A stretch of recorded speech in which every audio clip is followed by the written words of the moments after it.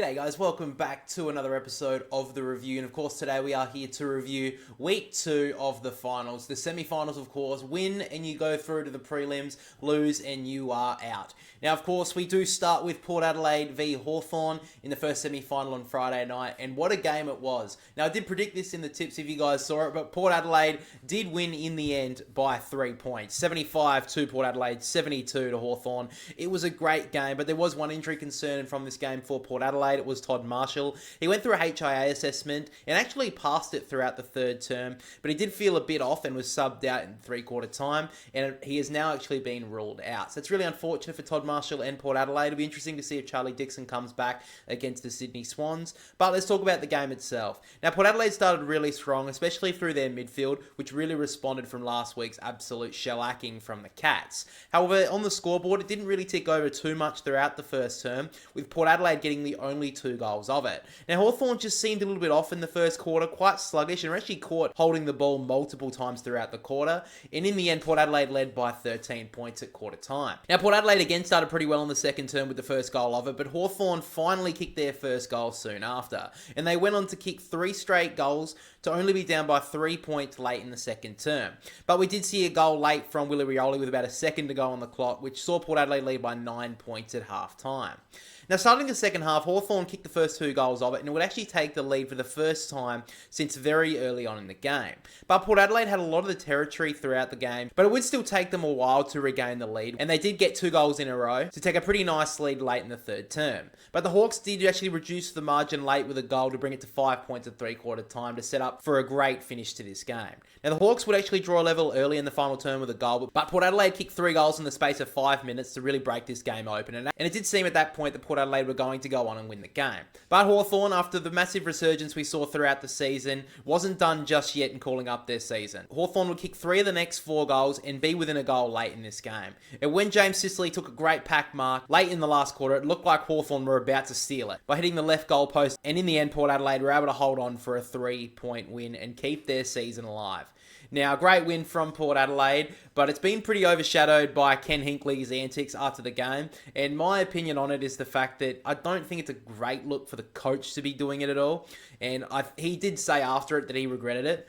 But on the other hand, you got to say that Hawthorn were dishing it out pretty easily, like all over social media and all that sort of stuff. And the Jack Ginnivan comment, which I don't think was a big deal. But you know, Port Adelaide went through the absolute ringer this week, and Ken Hinkley took a huge brunt of it, so I understand why he was so emotional. I don't think he should have done it. At the end of the day, I don't really have a huge issue with it, with like some people. I do think it's very interesting that a lot of the media people who didn't like it were ex-Hawthorn players like Luke Hodge and Jordan Lewis, but I don't know. I mean, I get that they have a bias, but I do think that's also like, okay, like, of course you have a bias on this, but most other people didn't really care, and I think most of the people who had a real issue with it were people who hate Port Adelaide or were Hawthorn fans. But end of the day, I didn't have an issue with it. I thought it probably wasn't the right person to be making those sort of gestures, and I don't think it was the right time to do it either, right before Luke Bruce is getting taken off the ground. But at the end of the day, I can understand why Ken Hinkley did it in the end. He had such an emotional week, and it was an amazing win. But let's move to the statistics in this game. Jordan Sweet, 112. Connor Rosie, 105. Jace Burgoyne with the 104. John Newcomb, 99. Wines, 92. And then Lloyd Meek with the 87. Now let's get to the votes in this game. 3 votes, Jace Burgoyne. 2 votes, John Newcomb. And the 1 vote to Connor Rosie. And now, guys, let's get to the final game of the semi-final weekend. And it was Brisbane up against the Giants at NG Stadium. And what happened just then? I have just finished the stream, and the Giants have coughed up a 44-point lead at the 20-minute mark of the third quarter and have given Brisbane one of the most unlikely wins I've seen in finals history. It's been an amazing season, and this just capped it off at this stage. Brilliant win from Brisbane. They caught back from, like I said, 44 points and won by 5 in the end. 105 to Brisbane, 100 to the Giants. There was one injury concern from this game, which was Steve Coniglio. He went down in the first term, which seemed to be a head injury, but in fact, it was actually a cheekbone injury, and he was subbed out at quarter time. So really unfortunate for Steve Coniglio. Hopefully he's okay.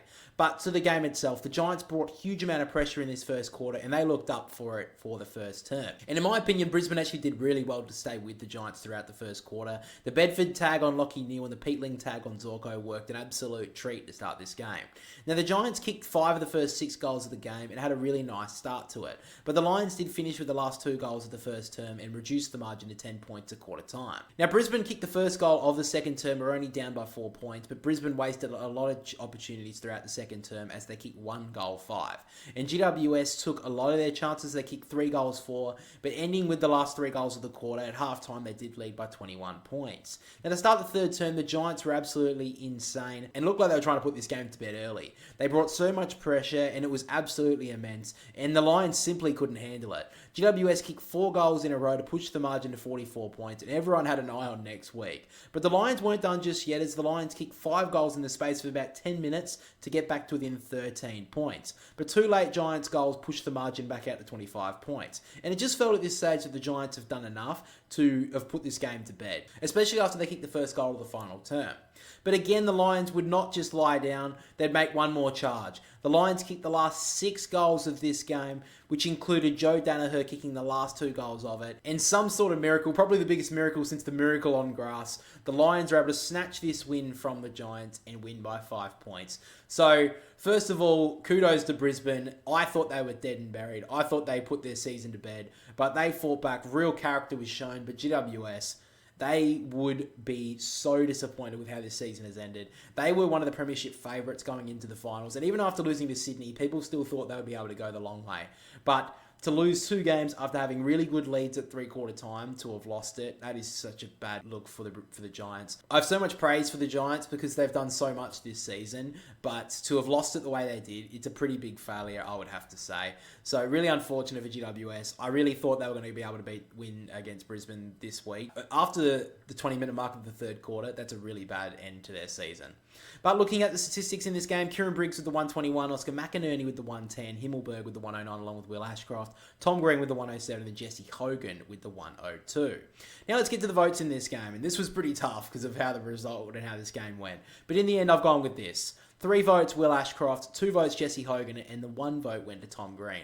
Now, the reason why Will Ashcroft has got the 3 here is because he basically dragged them over the line. He had a pretty good first half, was one of their better performers, and in the second half, he did everything, Ashcroft, to get his team over the line. If it wasn't for him, they would not have even got close, so he did brilliantly. He got 3 votes. Jesse Hogan with the 5 goals. Without him, I don't think the Giants would have won this game. I don't think, with the Lions coming back so hard, I don't even think they would have been able to do this. And Tom Green, I think, was the best midfielder for GWS.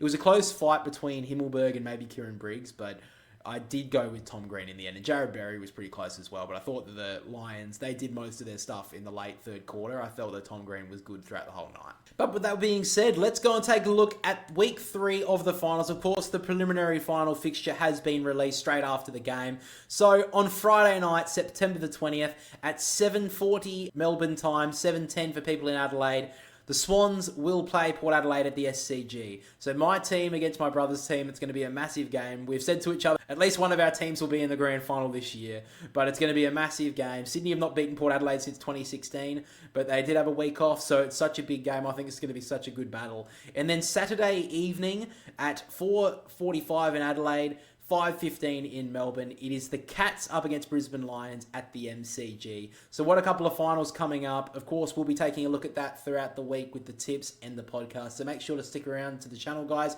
But again, thank you for watching this week's episode of the review. If you did enjoy it, make sure to like and subscribe over on YouTube. We're so close to 2,000 subs, so thank you so much for the support. And if you are listening over on Spotify, as we release these on Spotify, make sure to leave us 5 stars because I ask really nicely and it really grows the podcast over there. And of course, make sure to follow so you're notified on the podcast and the review every single week. But again, guys, thank you for listening, thank you for watching, and we'll catch us all next week.